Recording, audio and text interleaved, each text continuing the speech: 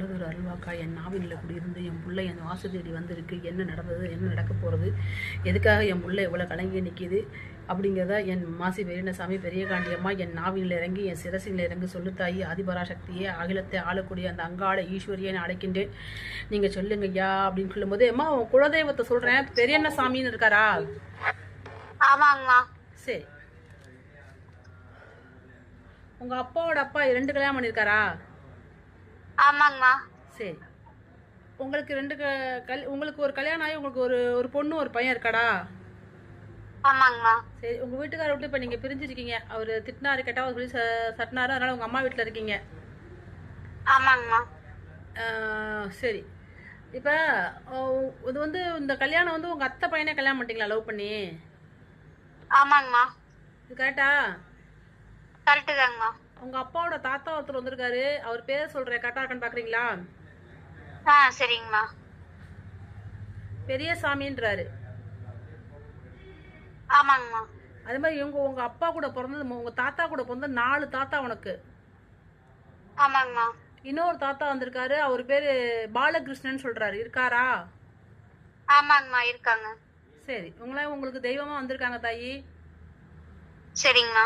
சரி, அதே மாதிரி உங்களுக்கு உங்க பெரிய மாமனார் ஒருத்தர் கணேசன் இருக்காரா? உங்க அம்மாவுக்கு இருக்காங்க. சரி, ஆமாங்கம்மா. அதே மாதிரி உங்க சொந்த உங்களுக்கு பெரியம்மா முறை, அவங்க பேரு இந்திரான் இருக்காங்களா? ஆமாங்கம்மா. சரி, உங்க வீட்டுக்காரோட அத்தை புருஷன் இந்த மாதிரி தண்ணியில அடிச்சுட்டு போய் ஒரு ஆக்சிடென்ட்ல செத்து போயிட்டாரு, இறந்துட்டாரு. அது நடந்ததா அவங்க வீட்டுல சம்பவம்? ஆமாங்கம்மா. ஆமாங்க. இது சரியா? சரிங்கம்மா. சரி, அவர் பேர் வந்து ராசு இல்லைன்னா ராஜுன்னு இருக்கா? இது பேர் கரெக்டா? இருக்குங்கம்மா. கரெக்டா கண்டுபிடிச்சானாமா? இருக்குங்க. கரெக்டாடா? கரெக்டுங்கம்மா.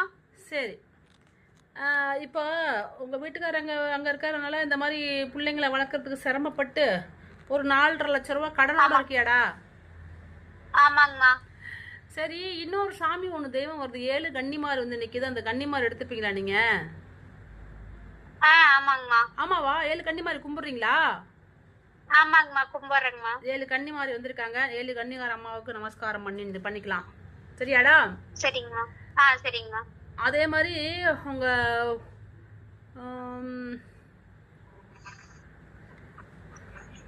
இன்னொரு பிரச்சனை ஒண்ணு இருக்கு காமிக்குது தங்கம்.